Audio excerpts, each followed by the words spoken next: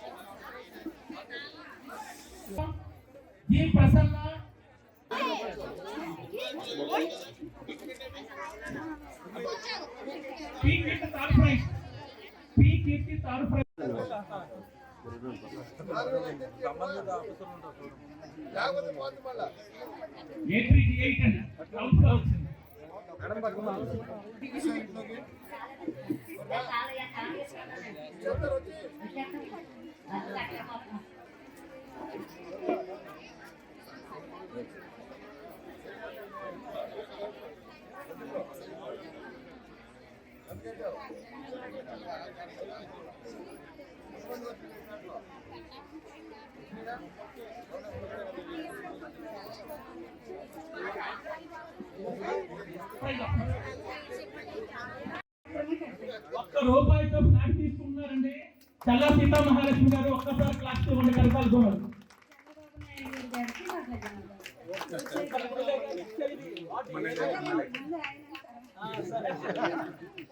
ఎలా చూడండి ఒకసారి.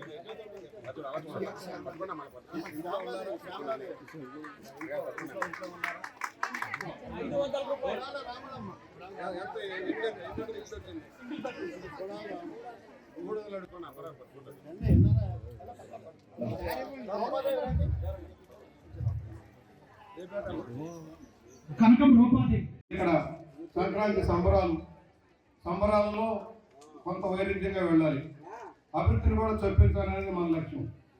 తెలుగు వారికి ముఖ్యమైన పండుగ సంక్రాంతి, అలాగే క్రైస్తవ సోదరులకి క్రిస్మస్, ముస్లిం సోదరులకి రంజాన్. ఈ మూడు ప్రధానమైన పండుగలు ఒకేసారి వస్తాయి. డిసెంబర్లో, నవంబర్లో, జనవరిలో వస్తాయి.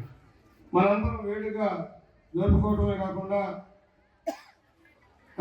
అందరం కలిసికట్టుగా ముందుకెళ్తాం. మత సహనం, అన్ని మతాలు సమానమైన భావంలో, కులాలకి పిండి వంటలు చేసుకుంటాం, రకరకాల సినిమాలు చూస్తాం, షికారులకు వెళ్తాం.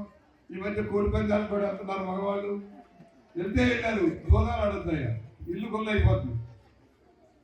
గుండాట్లు అంటారు, అది అంటారు. ఆ జోలికి వెళ్ళకుండా ఉండండి అందరూ కూడా. దయచేసి చంద్రబాబు గారు అయితే సాంప్రదాయంగా ఎద్దుల పోటీలు, కోడి పందాలు అన్నీ చేసుకోమంటారు.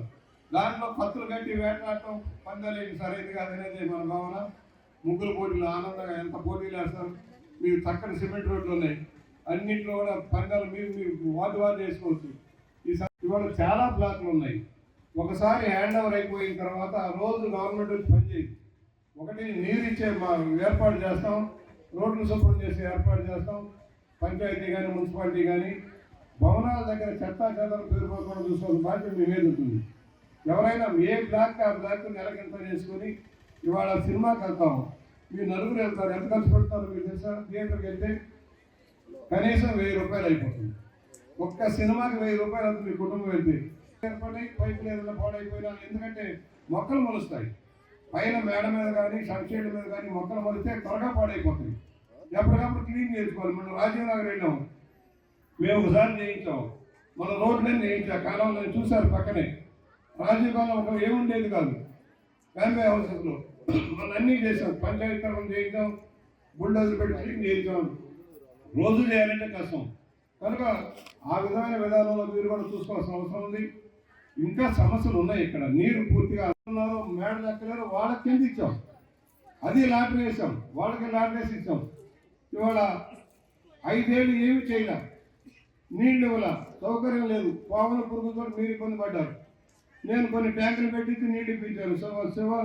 శ్రీనివాసరెడ్డి గారు మేమంతా కలిసి, అప్పారావు గారు మేమంతా కలిసి కొన్ని నీళ్ళు ఇచ్చాము. ఆ ట్యాంకులు పెట్టించాను. ఆ రోజున లైట్ మనీ వేయిస్తాం, మొత్తం కూడా డబ్బిచ్చారు. మొన్ననే 4,000 కోట్ల రూపాయలు రిలీజ్ అయ్యింది. ఎందుకంటే కొన్ని సమస్యలు ఉన్నాయి. ఆయన ఏం చేశాడంటే మీ తలకాయ తాకట్టు అప్పు తీసుకెళ్ళిపోయాడు మీ మీద.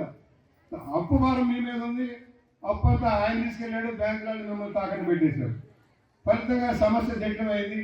మళ్ళీ వాడు చంద్రబాబు గారు అంతా ఆనందంగా గడపాలి, అభివృద్ధిలో ముందుకు సాగాలి, పేదరికం తొలగిపోవాలి, మన కష్టాలు తీరాలి, మన రాష్ట్రం ముందుకు వెళ్ళాలని ఈ సందర్భంగా కోరుకుంటా ఉన్నాం.